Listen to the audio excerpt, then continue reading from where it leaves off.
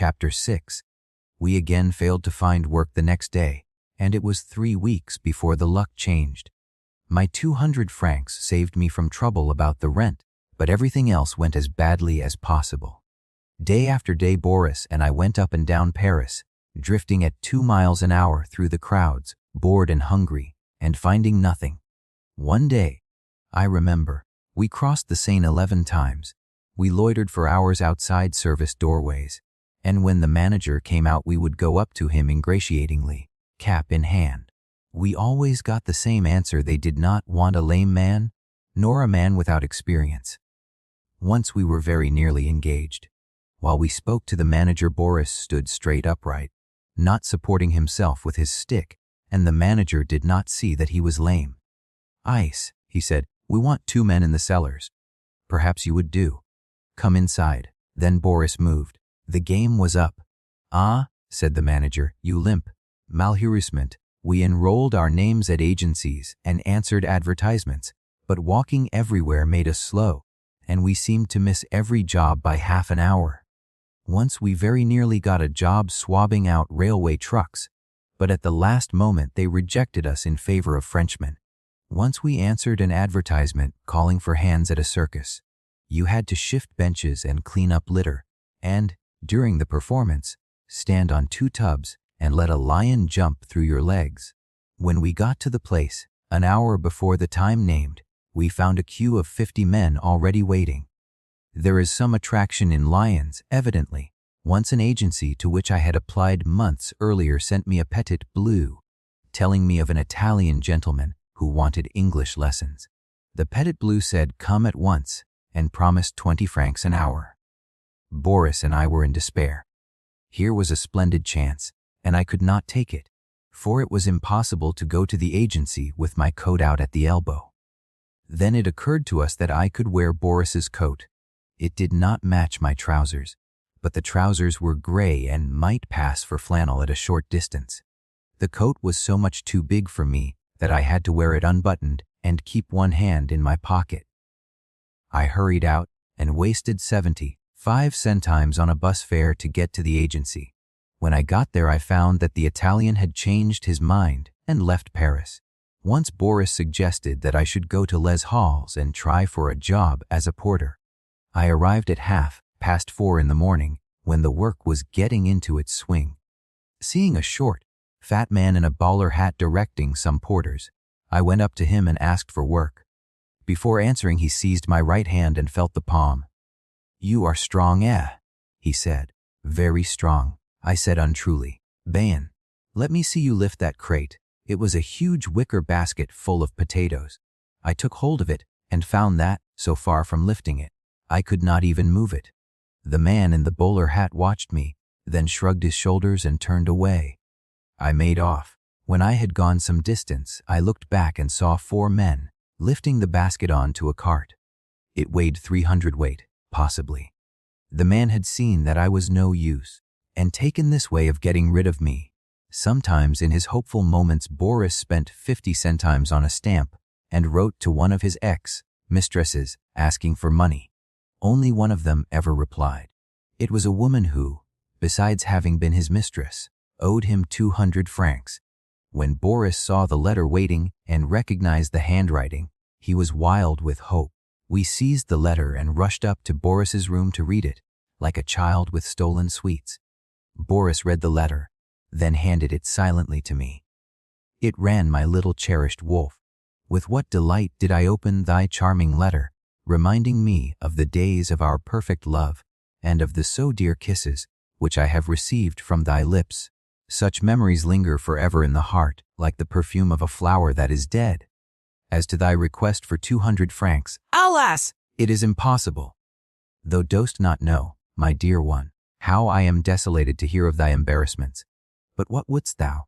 In this life which is so sad, trouble conies to everyone. I too have had my share. My little sister has been ill, the poor little one, how she suffered, and we are obliged to pay I know not what to the doctor. All our money is gone, and we are passing, I assure thee, very difficult days. Courage, my little wolf, always the courage. Remember that the bad days are not forever, and the trouble which seems so terrible will disappear at last.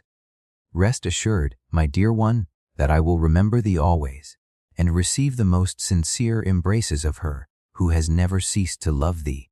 Thy Wavan. This letter disappointed Boris so much that he went straight to bed, and would not look for work again that day. My 60 francs lasted about a fortnight. I had given up the pretense of going out to restaurants, and we used to eat in my room, one of us sitting on the bed and the other on the chair. Boris would contribute his 2 francs and I 3 or 4 francs, and we would buy bread, potatoes, milk and cheese, and make soup over my spirit lamp. We had a saucepan and a coffee bowl and 1 spoon. Every day there was a polite squabble as to who should eat out of the saucepan and who out of the coffee bowl. The saucepan held more, and every day, to my secret anger, Boris gave in first and had the saucepan. Sometimes we had more bread in the evening, sometimes not. Our linen was getting filthy, and it was 3 weeks since I had had a bath. Boris, so he said, had not had a bath for months. It was tobacco that made everything tolerable. We had plenty of tobacco.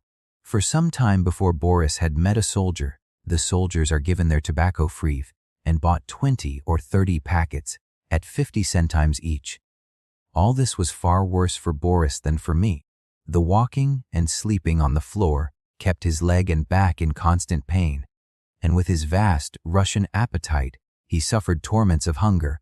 Though he never seemed to grow thinner, on the whole he was surprisingly gay, and he had vast capacities for hope.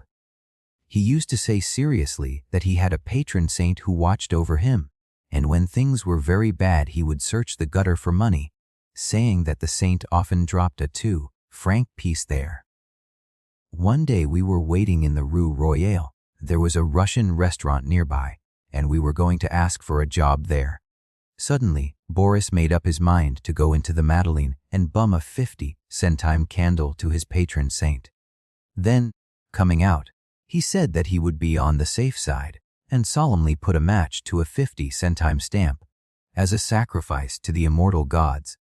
Perhaps the gods and the saints did not get on together. At any rate, we missed the job.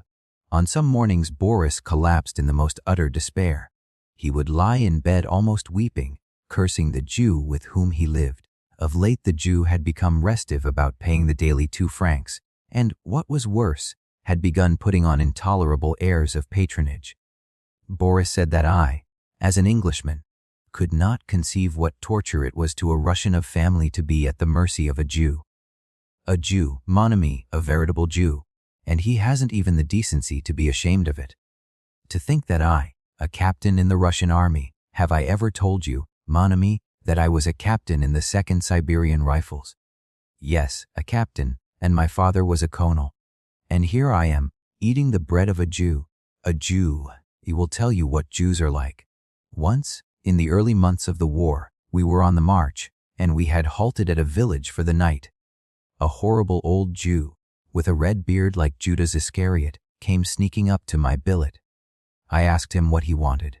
"Your Honor," he said, "I have brought a girl for you, a beautiful young girl, only 17. It will only be 50 francs. "Thank you," I said. "You can take her away again. I don't want to catch any diseases." "Diseases?" cried the Jew. "Mais, Monsieur le Capitaine, there's no fear of that. It's my own daughter. That is the Jewish national character for you. Have I ever told you, mon ami, that in the old Russian army it was considered bad form to spit on a Jew? Yes, we thought a Russian officer's spittle was too precious to be wasted on Jews, etc. On these days Boris usually declared himself too ill to go out and look for work. He would lie till evening in the grayish, verminous sheets, smoking and reading old newspapers. Sometimes we played chess. We had no board, but we wrote down the moves on a piece of paper, and afterwards we made a board from the side of a packing case and a set of men from buttons, Belgian coins, and the like.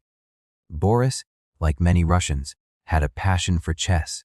It was a saying of his that the rules of chess are the same as the rules of love and war, and that if you can win at one, you can win at the others. But he also said that if you have a chessboard you do not mind being hungry, which was certainly not true in my case.